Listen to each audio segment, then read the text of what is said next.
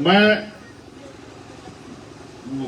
अपनी बात को शुरू करने से पहले समय समय पे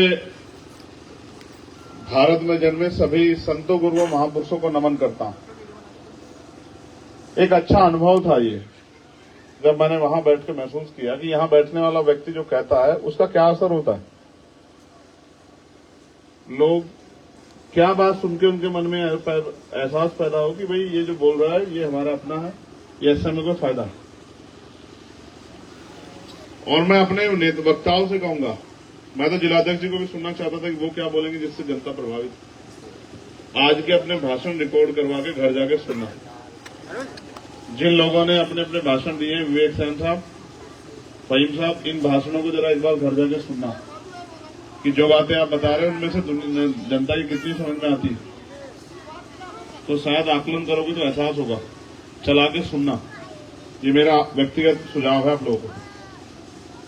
जो नहीं जानता वो मुझे, मेरा नाम चंद्रशेखर आजाद है। आपने मुझे फोटोओं में, टीवी में, अखबारों में, फोन पे देखा हो। बहुत सारे ऐसे लोग हैं जिन्होंने मेरा नाम सुना है, बहुत सारे ऐसे लोग हैं जिन्होंने मेरी तस्वीर देखी है, बहुत सारे ऐसे लोग जिन्होंने मेरे पंपलेट पे, घर पे फोटो देखे होंगे लगे हो। ये सच है कि हम लोकसभा का चुनाव लड़ रहे हैं, ये भी सच है कि हमें आपकी जरूरत है, बहुत ज्यादा जरूरत है, क्योंकि एक लड़ाई है, एक जंग है जो जीतनी है, जो आपके बिना नहीं जीती जा सकती। लेकिन कुछ बातें भी आपसे करनी। आप अपना समय निकाल के यहां बैठे हो, मेरे साथ चल के आए सभी सम्मानित नेतागण, अभी मैं उन पर 1 मिनट भी खर्च नहीं करना चाहता, मैं आपसे बात करना चाहता हूं।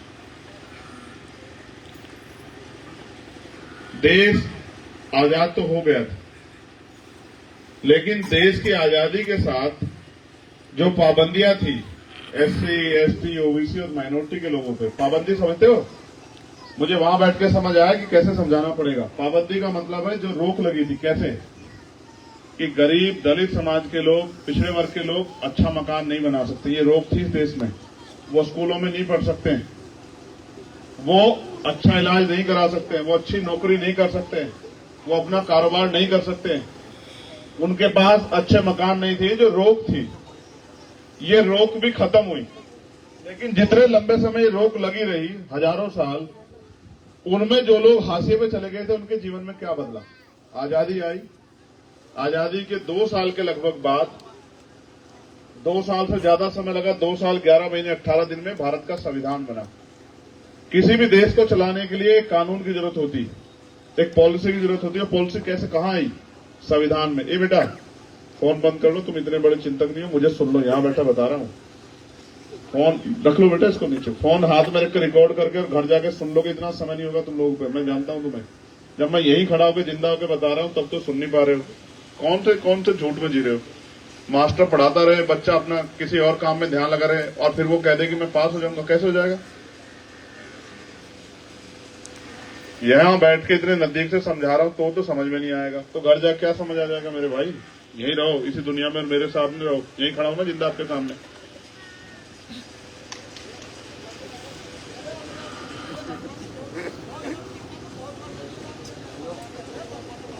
हो गया साहब, हो गया। अब बैठ जाइए, बैठिए बैठिए, जल्दी बैठिए।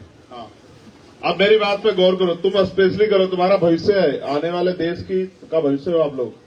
अगर भविष्य ऐसा होगा और वो कमजोर होगा, गैर जिम्मेदार होगा, जागरूक नहीं होगा, लापरवाह होगा, उसकी जानकारी कम होगी, उसकी एजुकेशन कम होगी, तो देश का बेड़ा गर्क होना लाजमी है। इसलिए अपनी ताकत, अपनी ऊर्जा बढ़ाओ। तो हम बात कर रहे थे कि जिन पे पाबंदियां थी उनको संविधान के जरिए अधिकार मिले, अवसर मिले, आजादी मिली।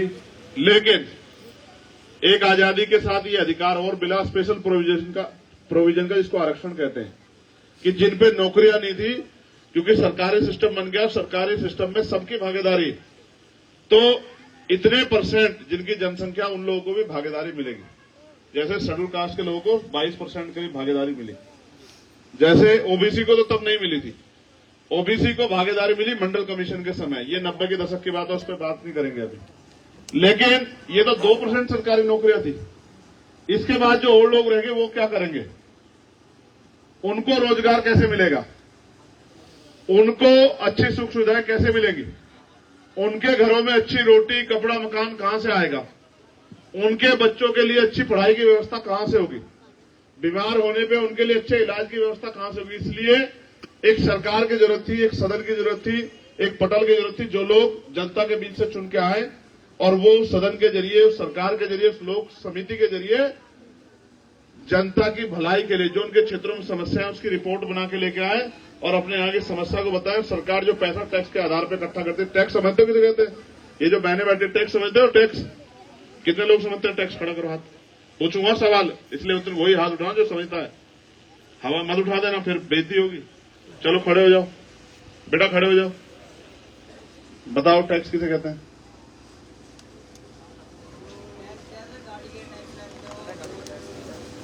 ठीक है, कैसा टैक्स देते हैं वही तो पूछ रहा हूं। बैठ जाओ, बैठ। आपने हाथ उठा लिया, आपने हिम्मत दिखाई, इसके लिए बहुत बधाई। देखिए, इस देश में सरकार जो चलती है ना, सरकार के पास जो धन होता है, बेटा इधर देखो, आपको कह रहा हूं जो 5-6 बहनें बैठी, ये आपके जीवन का सवाल है। आपको समझ नहीं आएगा, अभी आज समझ आएगा जब भाई समझा रहा है, आप भी समझ लो।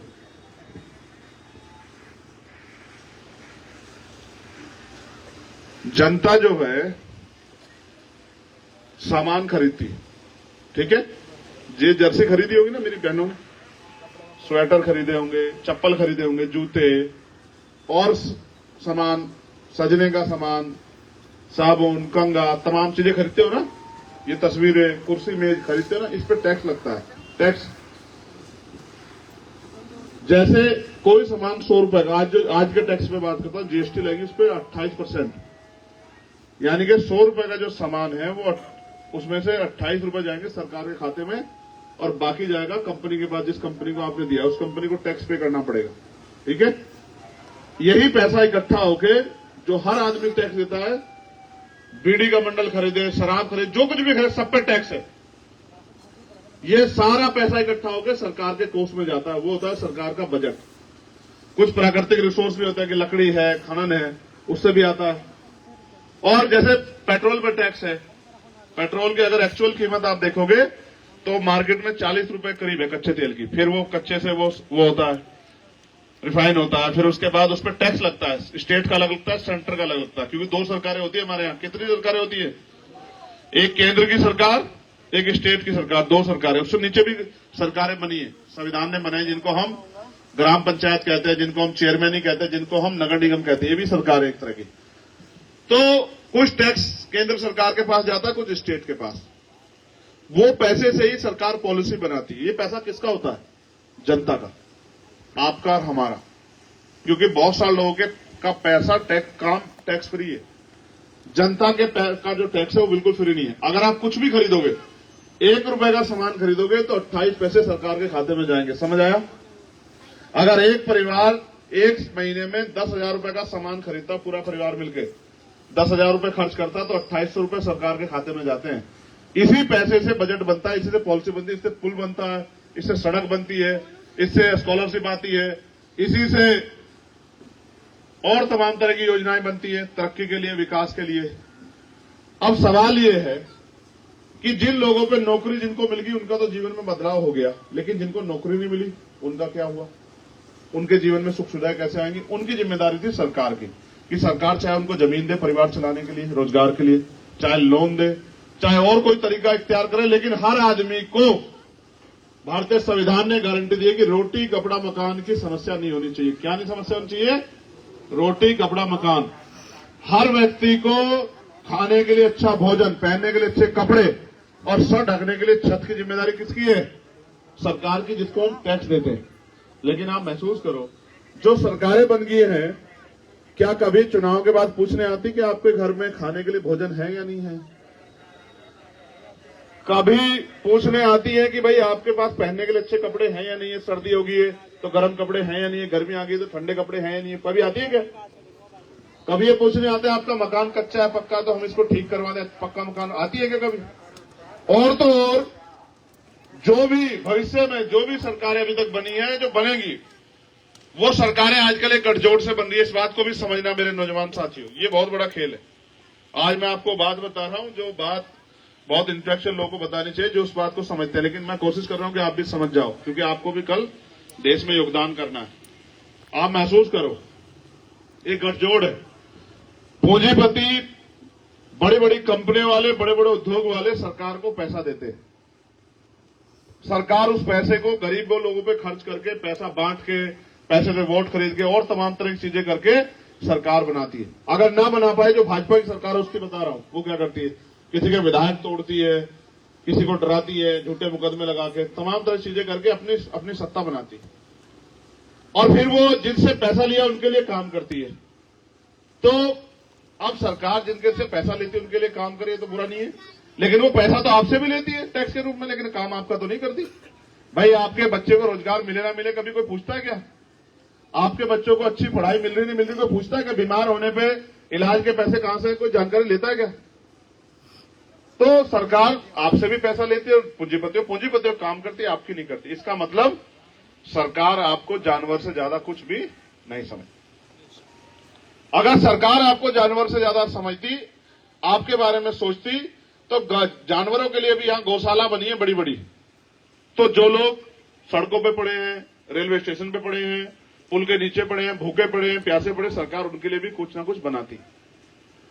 अब सरकार आपसे महीने में पैसे तो लेती है 2800 रुपए से ज्यादा टैक्स के नाम पे, और आजकल आपकी वोट खरीदने के लिए देने लगी है 200-300 रुपए का राशन। आप ये समझते हो कि सरकार ही हमें कोई दया कर रही है? आपका पैसा, आपने अच्छा सोचो, कोई एक बहन इसको अपने ऊपर ले लो। देखो भाई, कुछ अम्मा कुछ कह रही है। अगर मैं, आपने, बिटिया आप खड़ी हो जाओ, खड़ी हो, नीली जैकेट वाली खड़ी हो जाओ, खड़ी हो। छोटा बड़ा भाई बुलाए तो खड़े होना चाहिए। नाम क्या है?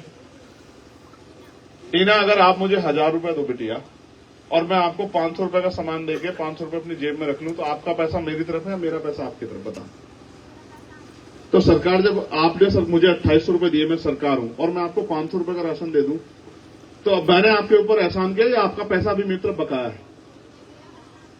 यस, बैठ जाओ। मैं आपको यही बता रहा हूं, हमसे टैक्स लेके हमारे लिए काम न करने वाली और पूंजीपतियों के लिए काम करने वाली सरकारों ने हमें जानवर समझा है, मूर्ख समझा है, बेवकूफ समझा है। वो हमें 200-300 रुपए का राशन देके हमें दिखाते कि बहुत बड़ा एहसान कर रहे हैं। वही पैसा बिजली के दाम बढ़ा के, पेट्रोल के दाम बढ़ा के, डीजल के दाम बढ़ा के, गैस सिलेंडर के दाम बढ़ा के, वही पैसा सरकार हमारी जेब से काट ले।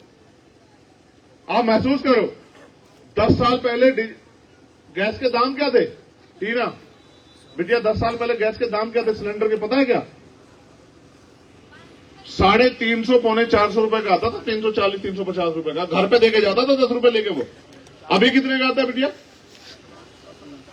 950 रुपए का। बैठ जाओ। 350 की चीज 950 की होगी है, और सरकार ऐसा दिखावा करती है जेब काट के, जैसे हम बहुत बड़ा काम कर रहे हैं। तो गलती सरकार की नहीं है, सरकार का काम है आपको उल्लू बना के आपकी जेब काटना। और आपने तो उनको वोट दी, आपने तो उनको ताकत दी कि आओ हमारी जेब काटो, आओ हमें बिल्कुल भूखे कर दो, आओ हमारे साथ लूटपाट कर दो। अगर आप उनको वोट ना देते तो फिर वो ताकत में कैसे आते? हमारी गलती की वजह से हम इस देश में गरीब, बेबस, लाचार और भूखे और तमाम तरह की परेशानियों से घिरे हुए हैं। और हम रोज पूरे साल रोते रहते हैं कि भाई हमारे साथ ये जुल्म हो गया, हमारे साथ ये जुल्म हो गया, हम पे खाना नहीं, हम पे पीना नहीं, हमारा ये धर्मशाला अच्छी नहीं बनी है, हम धर्मशाला अच्छी बनाना चाहते हैं, गुरुघर में ये नहीं है, लाइट नहीं आ रही है, पानी नहीं आ रहा है, टंकी नहीं लगी है, और तमाम तरह की समस्या, महंगाई बढ़ रही है, हम कहते रहते हैं। लेकिन क्या करें, वो तो अपना काम कर रहे हैं, उनको तो पूंजीपतियों का भला करना, आपका थोड़ा ही करना है। तो आप भी अपने बारे में सोचो। मैं भी उस बहन से पूछ रहा था कि आप ये बताओ, आप वोट क्यों दोगी? तो उसने कहा भाई हम तो वोट दे देते हैं। मैंने कहा अब तक किसको दी? कि अब तक तो मायावती जी को दे रहे थे। मैंने ठीक, मैंने अब किसको दे? अब आपको दे दोगे। मैंने कहा मुझे क्यों दे दोगे? सोचने का सवाल है कि मुझे क्यों दे दोगे। मैंने इनसे पूछा, कोई आके मीठी मीठी बातें करे, झूठे वादे करे, तो आपको उसको वोट दे देना चाहिए? तो फिर ये कहने लगे हाँ बात तो सही है। मैंने कहा हर आदमी आके अच्छी अच्छी बातें करेगा ना, अगर खराब बातें करेगा तो आप क्यों वोट दोगे उसको? उसकी बातों में क्यों आओगे? तो असल ये है कि आपको यही नहीं पता कि आपकी वोट कितनी कीमती है। ये वोट वो ताकत है जो हर गरीब की जिंदगी बदल सकती है। इसी वोट के ताकत पे नरेंद्र मोदी जी इस देश के प्रधानमंत्री बने, इसी वोट के ताकत पे योगी आदित्यनाथ इस देश के मुख्यमंत्री बने। आपने भी मायावती जी को 4-4 बार चीफ मिनिस्टर इसी वोट की ताकत से बनाया। लेकिन अब उनको आप दिखाई नहीं देते। अगर दिखाई देते तो 5 साल में आपका पूछताछ कभी करता नहीं करता? किया है क्या? जिसको आपने 5 साल पहले वोट देके लोकसभा का मेंबर बनाया, उनका नाम है गिरीश चंद, है या नहीं है? यही नाम है ना, गिरीश चंद? बताओ ना, क्या नाम है उनका? 5 साल में आए, कभी आपको पूछने आपके हाल क्या है? कभी पूछने आए कि घर में रोटी है या नहीं है? कभी पूछने आए कि सर पे छत की व्यवस्था होगी या नहीं होगी है? कभी पूछने आए कि जो ओल्ड महिलाएं होंगी, बूढ़ी महिलाएं होंगी, माए बहन, उनको पेंशन मिल रही नहीं मिल रही? कभी पूछने आए? कभी पूछने आए कि आपके बच्चे को पढ़ाई में किसी चीज की जरूरत तो नहीं है? कभी पूछने आए कोई बच्चा बीमार है, इलाज के लिए कुछ पैसे की जरूरत तो नहीं? कभी आए क्या? अब तक इसका मतलब जिनको आपने वोट दिया उन्होंने आपकी वोट का सही प्रयोग नहीं किया और उल्टा आपको ठगा। अब पिछले 10 साल से इसी उत्तर प्रदेश और देश में भीम आर्मी के लोग काम कर रहे हैं, दिन रात मेहनत कर रहे हैं इस लड़ाई को लड़ने के लिए। और जब भी कहीं भी कोई जुल्म जाति अत्याचार होता है तो आपकी लड़ाई लड़ने का काम करते हैं, कभी आपको पीठ नहीं दिखाते, लाठियां भी खाते हैं, मुकदमे भी झेलते हैं, जेल भी जाते हैं, तमाम तरह का अन्याय भी सहते हैं। और मैं आपका धन्यवाद करूंगा कि प्रशांत जी जो मेरे छोटे भाई हैं, हमारे नेता भी हैं, आपने उनको वोट देकर जिला पंचायत का मेंबर बनाया, इसके लिए मैं आपका दोनों हाथ जोड़कर धन्यवाद करूंगा।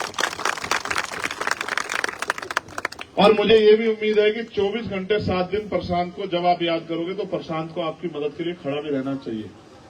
लेकिन मैं आपसे बस ये कहना चाहता हूं, आपने प्रशांत को ताकतवर बनाया तो प्रशांत ताकतवर हो गया।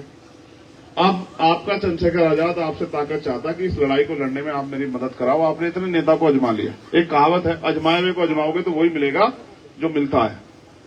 ठीक है, तो आपको लड़ने वाले व्यक्ति को मौका देना चाहिए। आप यहां बैठे हैं, कई घंटे आपके खर्च हो गए, इस कई घंटों में आप रोटी बनाते, घर के काम करते। अभी एक माँ कह रही थी बेटियों को पीछे बैठे कि पता नहीं क्या कह रही थी, मैं तो सुना नहीं, इसको पता क्या कह रही थी, क्या कर ले जाके घर में कुछ करने को कह रही थी ना?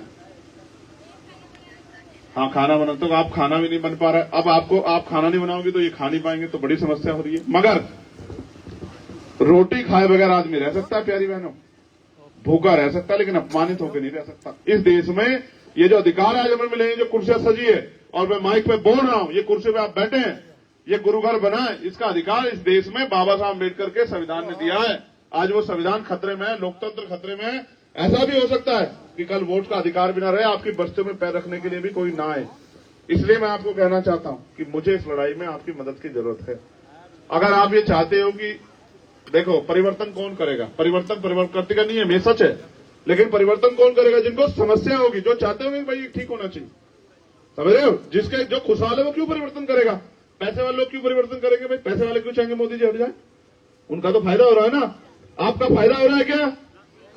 आप चाहते हो नहीं चाहते कि चंद्रशेखर आजाद ताकतवर हो? कितने लोग चाहते हैं? हाथ खड़ा करो। नहीं, दोनों हाथ खड़ा करो, एक हाथ वाले को नहीं माना जाएगा। ठीक है, नीचे करो। अगर आप चाहते हो तो चंद्रशेखर ताकतवर कैसे होगा? कैसे होगा? लोकतंत्र में ताकतवर वैसे होते हैं। लोकतंत्र में आप मुझे 100 किलो घी खिला दो, इससे मैं बीमार तो हो सकता हूं, ताकतवर नहीं हो सकता। आप 500-400 किलो फूल मेरे ऊपर गिर दो, इससे मैं दब तो सकता हूं, लेकिन ताकतवर नहीं हो सकता हूं। आप मेरे खूब जयकारे नारे लगा दो, इससे मेरे कान खुश तो हो सकते हैं, लेकिन ताकतवर नहीं हो सकता हूं। ताकतवर भी इसलिए कि आपके लिए कुछ कर सकूं, क्योंकि जब तक मेरे पास कुछ करने के अवसर नहीं होंगे मैं क्या कर दूंगा? मेरे दिल में तमन्ना क्या, सुनो, मैं चाहता हूं बहनों के लिए बढ़िया कॉलेज और स्कूल बने, इनको डॉक्टर, इंजीनियर, IAS, IPS पढ़ने के लिए, पढ़ाई के लिए किसी आगे हाथ ना फैलाना पड़े, इनके लिए मुफ्त पढ़ाई होनी चाहिए। अगर ये और आगे बढ़ना चाहती हो, कोई नौकरी करना है, तो कंपटीशन की तैयारी के लिए इनकी व्यवस्था होनी चाहिए। उसके बाद भाइयों के लिए रोजगार की व्यवस्था होनी चाहिए। अगर सरकारी नौकरी नहीं मिल रही तो लोन देके प्राइवेट रोजगार, बड़े बड़े उद्योग यहां लगवा के कंपनियों में रोजगार और तमाम तरह की सुविधा, जिससे भी उनके जीवन में खुशहाली है, उनकी जेब में पैसा, ऐसी व्यवस्था होनी चाहिए। कुटीर उद्योग लगा के यहीं पे पढ़ी लिखी बहनों को गांव में ही कच्चे माल का बनाने का रोजगार मिल सकता है, 15-20 हजार रुपए महीने। यहीं से आपके घर में पैसा आना शुरू हो सकता है। बहुत सारी तमन्नाएं करने की, अच्छे सड़कें बने, अच्छे हॉस्पिटल बने। आज हॉस्पिटल में भी तमाम तरह की जो दवाइयां हैं, तमाम तरह के टेस्ट और इलाज सब गरीबों के लिए मुफ्त हों, कि किसी को इलाज के लिए कर्जा न लेना पड़े। बहुत कुछ है करने के लिए। अब मैं आपको याद दिलाता हूं सतगुरु रविदास जी महाराज ने 600 साल पहले क्या कहा था। आप मानते हो ना सतगुरु रविदास जी महाराज? हाथ खड़ा करो जो मानते। बहुत बढ़िया। उन्होंने 600 साल पहले कहा था ऐसा चाहूं राज में जहां मिले सबन्नु अन्न, और छोटे बड़े सब सम बसे, रविदास रहे बस। इस बात का मतलब क्या है समझो। सतगुरु जी 600 साल पहले कह रहे हैं कि अगर राज हो तो ऐसा हो जहां कोई छोटा बड़ा ना हो, जहां कोई ऊंच नीच ना हो, कोई भेदभाव ना हो, किसी को खाने के लिए अन्न की दिक्कत ना हो, तन ढकने के लिए कपड़े की दिक्कत ना हो, किसी को सर ढकने के लिए छत की दिक्कत ना हो, पीने के लिए पानी की दिक्कत ना हो, किसी बहन बेटी का अपमान ना हो, किसी की हत्या ना हो, किसी को अपमानित ना किया जाए, किसी का लूट मचाई चोरी हत्या ना हो, और सब लोग खुशहाली से जिए। उसको उन्होंने नाम दिया बेगमपुरा राज। कौन सा राज? तेज से बोल के बताओ। बेगम को संधि विच्छेद करो। बेगम, बेगम का मतलब जहां कोई गम ना हो। अगर ऐसा राज हो जहां किसी की जिंदगी में कोई गम ना हो तो वो राज अच्छा होगा बुरा होगा बताओ? जब हर व्यक्ति खुशहाल होगा तो राज अच्छा होगा बुरा होगा? ऐसा राज लाने के लिए हम लोग संघर्ष कर रहे हैं, क्योंकि आज जो मोदी जी की सरकार है वो अपने हिसाब से राज लाना चाहती है। उनका राज का एजेंडा ये है कि देश की 85% आबादी गुलाम बन जाए और 10-15% ताकतवर अमीर पैसे वाले लोग इस देश पे राज करें।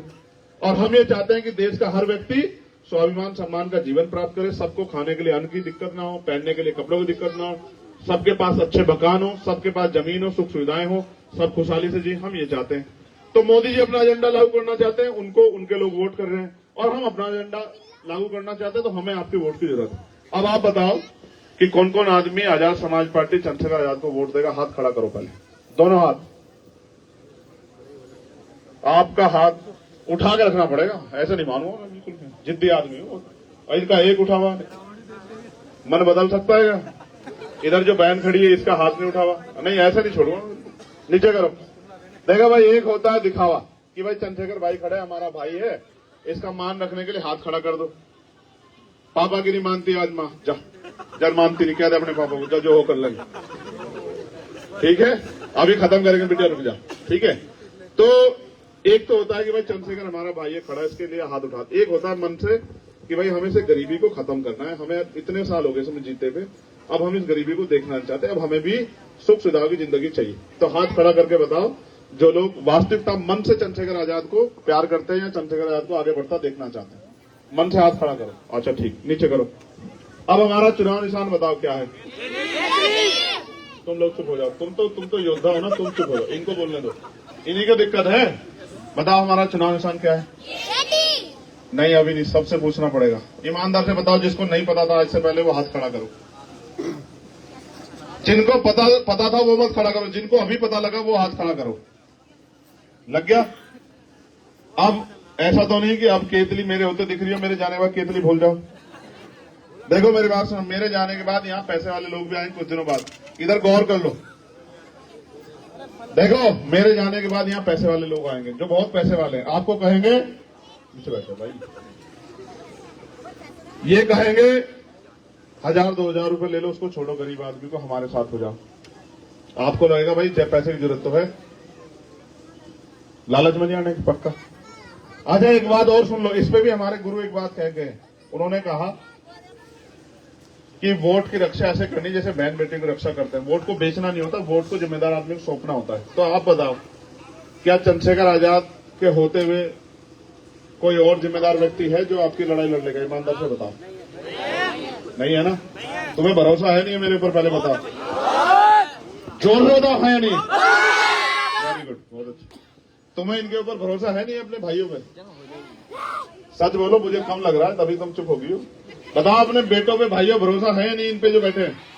चलो इनको अब तो इकट्ठी होगी बातचीत हो। अब ये सुनो, अभी तो आपने एक फेस देखा। पहली बात, एक मिनट रुक जाओ, मैं धन्यवाद दूंगा, पूरी कमेटी का नाम पढ़ूंगा अभी, लेकिन जयंती कब है? इस बार जयंती हम लोग किसी नए तरीके से मना रहे हैं। कैसे? अब तक तो जयंती हमने कैसे मनाई? तुमसे भी एक वादा लूंगा, अभी पता लग जाएगा तुम्हें। ठहर जाओ, रुको, लट तैयार है, रुको। देखो आपको तो ये करना है, आप घर में रहते हो, 23 तारीख की रात को दीपक जलाना है। क्या करना है? दीपक जलाना है। क्यों जलाना है ये भी पूछो। हर चीज को ऐसे मत मानो ना, जब आप दीपक जलाओगे तो घर में प्रकाश होगा, ठीक है? दूसरा, आपके जो बच्चे हैं वो पूछेंगे कि भाई आज ऐसा क्या है कि आप दीपक जला रहे हो, तो आप उनको बताना कि कल हमारे सतगुरु रविदास जी महाराज की जयंती है, जो 650 साल पहले हमें पूरी दुनिया को रास्ता दिखा के गए। तो उनकी जयंती हम लोग कल बना रहे हैं, इसलिए आज हम लोग अपने घर में क्योंकि बाबा साहब ने कहा जो कौम अपना इतिहास नहीं जानती कभी भविष्य का निर्माण नहीं कर सकती है। ठीक है, ये तो एक बात। दूसरी बात है हिम्मत तुम में अगर हिम्मत है तो फिर वादा करो कि जयंती वाले दिन जो लोग शराब पीते हैं वो शराब छोड़ देंगे। दिखाओ हिम्मत। देखो, मेरी तुम्हारी वोट की लड़ाई थोड़ा ही, मुझे तुम्हें सुधार के सही रास्ते पर भी लाना है, समझ रहे हो? मेरी कोई तुमसे वोट की लड़ाई थोड़ा ही अकेली कि वोट तो सारी दुनिया मांगने आ जाएगी। मुझे तुम्हें उज्जवल भविष्य उसके बारे में सोचना। बताओ, करो वादा जो लोग शराब छोड़ देंगे। बस हो गया काम। अब ये कहेंगे हम तो पीते नहीं तो छोड़ेंगे कहां से। मैं जानता हूं कौन कौन पीता है, समझ रहे हो? यहीं से खड़ी करवा दूंगा माएं बहनें, एकदम बता देंगे चलो छोड़ो। मगर बात समझो, अगर ये शराब अच्छी होती तो सतगुरु रविदास जी महाराज कह के जाते कि शराब पिया कर। अगर ये अच्छी होती तो बाबा साहब अपने 4-4 बच्चे कुर्बान जिन्होंने किए हमारे लिए, वो कह के जाते कि शराब पिया कर। ये अच्छी होती तो मान्यवर काशीराम साहब कह के जाते कि भाई शराब पिया। ये आपका सामाजिक अपमान भी करती है और आर्थिक नुकसान भी करती है। ठीक है, मैं धन्यवाद दूंगा भाई बोबी का, हाथ उठाते रहना, सौरभ का, सोनू, अनिकेत, रोहित, राजव, राजीव, सचिन, दीपक, अरविंद, सचिन, आंसू, अनिल, अरुण, गौरव, शिवम, भोलू, अर्जुन, सचिन, मुनीत या मुनीत है? कहाँ है मुनीत? मुनीत कहाँ है? काम में लग रहा हूं। चलो ठीक, इन सबका धन्यवाद, इन्होंने ये कार्यक्रम आयोजित कराया है। मुनीत कहाँ? मुनीत, अच्छा ठीक। इन सब भाइयों ने ये कार्यक्रम आयोजित किया, एक एक पैसा इकट्ठा करके बढ़िया टेंट लगाया, बढ़िया कुर्सी ला, किराए क्या है ना कुर्सियां, अपना पैसा खर्च करके इन्होंने ये कार्यक्रम कराया, मुझे बुलाया। मैं आपका धन्यवाद करता हूं। लेकिन याद रखो, इससे भी आगे बढ़ के हमें एक एक वोट तैयार करनी है। जिनके वोट नहीं बने उनके वोट बनवाने हैं। किसी ने डुप्लीकेट वोट बनवा दिया है उसका वोट कटवाना, ये जिम्मेदारी है। और एक एक बूथ पे अपनी जो वोट है उनको चुनाव वाले दिन पोलिंग स्टेशन पे लेके जाना है। पोलिंग परसेंटेज ऐसे करवा देना है जैसे प्रधानी के चुनाव में होता है, समझ रहे हो? ये है इस बार करो मरो की लड़ाई। हम किसी भी कीमत पे एक वोट का भी नुकसान नहीं होने देंगे, ये समझना है। ठीक है, अब आखिरी बात ये है, ला भाई केतली दो। ये तो आपको पता लग गया चुनाव चिन्ह क्या है, पक्का? अभी आखिरी बात तो बाकी है। देखो क्या लिखा है, दिख नहीं रहा ना? अब देखो कुछ क्या लिखा है। यस, क्या लिखा है बताओ? देखो आप बात सुनो, मैं भी कोई धन्ना सेठ का बेटा तो है नहीं, मैं भी प्राइमरी स्कूल के हेडमास्टर का बेटा हूं। मेरे पास भी बहुत बड़े साधन संसाधन नहीं है। और जिनसे मुकाबला वो कितने पैसे वाले तुम उनको जानते हो। ना मैंने कोई भ्रष्टाचार किया, ना झूठ बोला, ना कोई छल किया, ना ही किसी को सताया, ना किसी की जमीन दबाई। तो मेरे पास तो पैसा नहीं है, लेकिन चुनाव लड़ने के लिए साधन संसाधन की जरूरत है या नहीं है? बिना पैसों के चुनाव हो जाएगा क्या? तो उनका मुकाबला करने के लिए हमें भी साधन संसाधन की जरूरत है। लेकिन हमारी संख्या बहुत है, वो उनके पास पूंजीपति कम, ज्यादा की संख्या कम है, हमारे पास हमारे लोगों की संख्या ज्यादा है। अगर हम एक रुपया भी जुटाएंगे तो लाखों रुपए हो जाएंगे, जिससे हम अपना चुनाव लड़ सकते हैं। क्योंकि काशीराम साहब कहते थे जो सहारा देगा वो इशारा भी देगा। अगर सहारा अपने लोग, जैसे पूंजीपतियों का सहारा लेके भाजपा की सरकार पूंजीपतियों के लिए काम करती है, और हम अपने लोगों के लिए काम करना चाहते हैं, तो सहारा कौन देगा हमें? हमारे लोग। तो मैं आपसे आग्रह करूंगा, हटो भाई, जगह खाली छोड़ दो, ये दो। अब मैंने इसका ढक्कन खोल दिया। जो भी हमारी मदद करना चाहता है, चाहे वो 1 रुपए का सहयोग करे, क्योंकि गरीब का, ईमानदारी का एक रुपया अमीर के लाखों रुपए से बढ़कर होता है। ईमानदारी का, मेहनत का पैसा जो है ना, ये फलता है। इसलिए मैं आशीर्वाद स्वरूप ये चाहूंगा कि मेरी माए बहनें और मेरे बुजुर्ग, मेरे छोटे भाई, चाहे वो 1 रुपए का सहयोग करे, कोई ज्यादा करना चाहता कोई दिक्कत नहीं है, जिसको कुदरत सतगुरु जी ने दिया है, कुदरत ने दिया है, ऊपर वाले ने दिया है। लेकिन 1 रुपए का सहयोग कम से कम करें, जिससे कि मुझे एहसास हो कि वहां मुझे प्यार करने वाले कितने लोग हैं, मुझसे प्यार करने वाले, मुझ में उम्मीदें रखने वाले कितने लोग हैं। इसलिए मैं आपसे आग्रह करूंगा, नहीं किसी और को, रुक जाओ, आप अपने आप उठ के आना। जो मेरे लिए इतनी दूर चल के नहीं आएगी ना, वो मेरे लिए वोट डालने कैसे जाएगी? ये तो खराब हो जाएगा। जो मुझसे प्यार करता है वो अपनी हिम्मत से आके इस लड़ाई में सहयोग करे। ठीक है, अगर तुम लोग पहले आ रहे हो तो बहनों को देख लेना, कभी बहनें इधर से आए तो दिक्कत होगी। तुम लोग पहले इनको आने दो।